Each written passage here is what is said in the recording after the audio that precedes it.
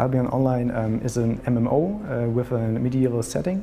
It has a lot of sandbox style gameplay to it and territorial warfare.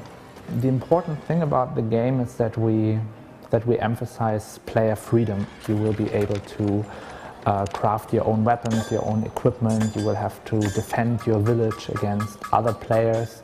You will be able to conquer other players' villages. It is very important for Albion Online that it's not a single-player game, but it's really a multiplayer game where you have to play with other people, you have to socialize with other people, and you have to work together as a group. Otherwise, you will not be able to succeed. You can gather resources in lots of different areas and fields. You can build your own cities. You can develop your own political systems. You will be able to work as a mercenary maybe, or work as a craftsman, or as a trader, or basically everything you want to be.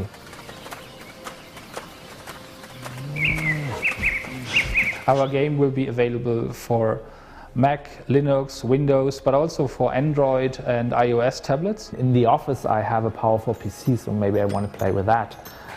In the evening on my couch I want to play with my iPad or my Android pad or something like that. You want the player themselves to decide where to play and when to play.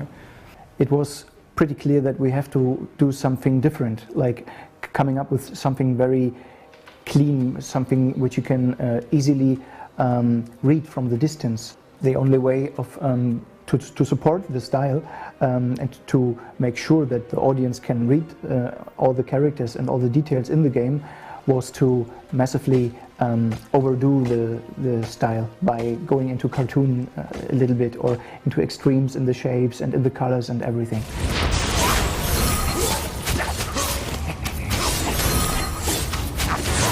As a player you can build your own house.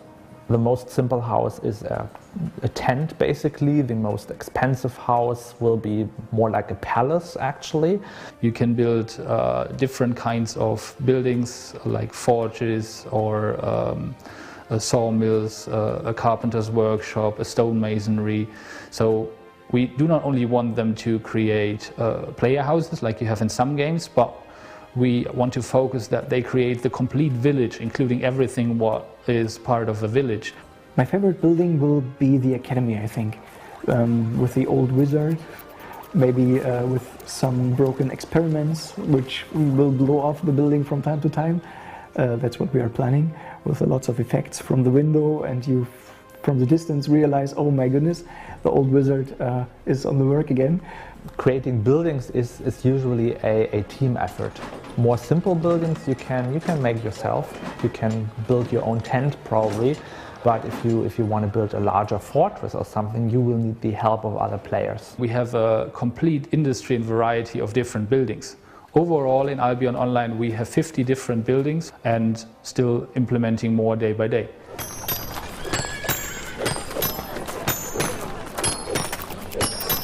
We decided against having character levels or experience points, because that usually leads to situations where a player who puts in a lot of time is undefeatable at some point.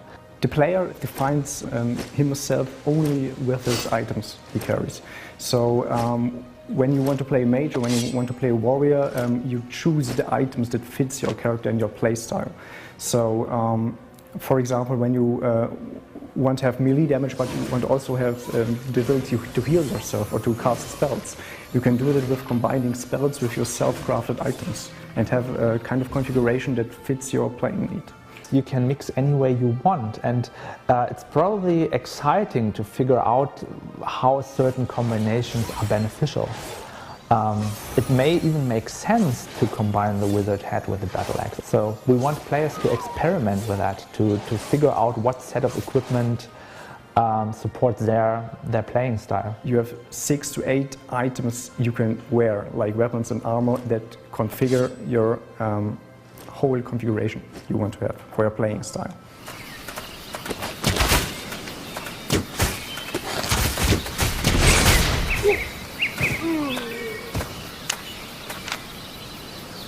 The exciting thing about our game is that you can really lose something. being killed actually means you lose your equipment. So that really sucks. The full loot system itself just says that whenever you die, you can be looted by anyone who's looting your corpse or your body. So you can lose everything you have with you when you are when you're getting into much risk. A whole economy is built on resources, on buildings, and out of these two components, creating and crafting the items. There will be an auction house in the game, which is actually not really an auction house. It's more like a public marketplace where you can offer stuff and buy stuff from other players. So it's not an auction house in the sense that you have to bid for something and the highest bid wins. No, it's more like a marketplace where you can offer stuff you've gathered, stuff you've crafted, and other players will be able to instantly buy that from you. What I really like about the game design is that you can build your city, that you can build your realms, that you can build your political systems, where at the end, hopefully, armies will clash as kingdoms will come and go. And this is, of course, the aim of the whole game. And you can really play any way you want. And me personally, on some days I just want to gather resources and build something, and on other days I'm in a different mood and I just want to go out there and kill something. And you can do both in the game, and that's fantastic, I think.